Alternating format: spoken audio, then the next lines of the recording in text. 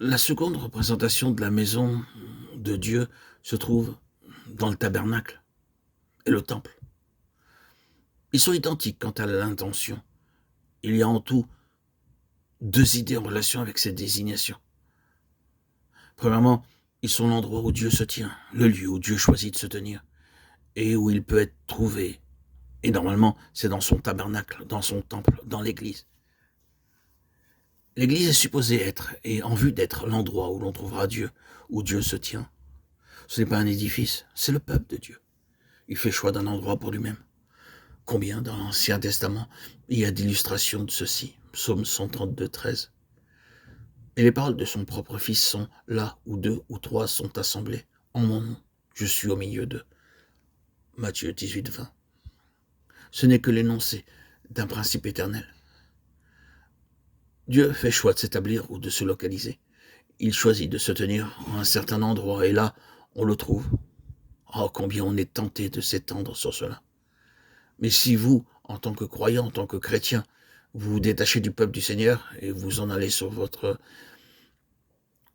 propre chemin indépendant, vous trouverez bien vite dans la situation de Thomas, là où le Seigneur ne se trouve pas. Et comme Thomas, vous ne trouverez pas le Seigneur jusqu'à ce que vous reveniez parmi les autres disciples. Dieu a choisi son temple spirituel, comme le lieu où il nous rencontrera, l'endroit où il peut être trouvé. Et quand ce lieu est comme il doit être, selon sa pensée, c'est aussi le lieu où il parle. J'ose faire un pas de plus et dire que plus les conditions dans une compagnie correspondent étroitement à l'idée de Dieu, à la pensée de Dieu pour l'Église plus pleinement, là, vous l'entendrez parler, vous entendrez davantage de la part du Seigneur dans de telles conditions que là où il y a une approximation moins fidèle de sa conception du temple. La seconde pensée en relation avec le tabernacle ou le temple est que c'est le lieu où Dieu est adoré. La réalité là, c'est la sainteté à l'Éternel. La maison spirituelle de Dieu, cependant, n'est plus maintenant une structure, mais un peuple. Et donc le temple exprime la pensée d'un peuple qui adore.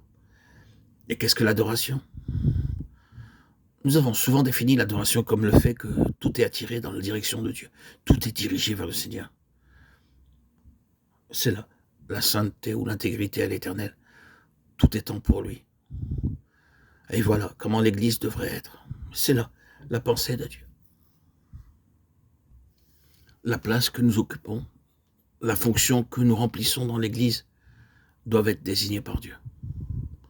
Et si nous essayons de faire ce que Dieu ne nous a jamais demandé de faire, nous serons délaissés pour compte dans la maison de Dieu. Mais par contre, si, sous le gouvernement du Saint-Esprit, nous sommes contents de ce pourquoi le Seigneur nous a introduits dans sa maison, nous serons alors en repos. Et ce sera l'harmonie. Dieu dirige sa propre maison.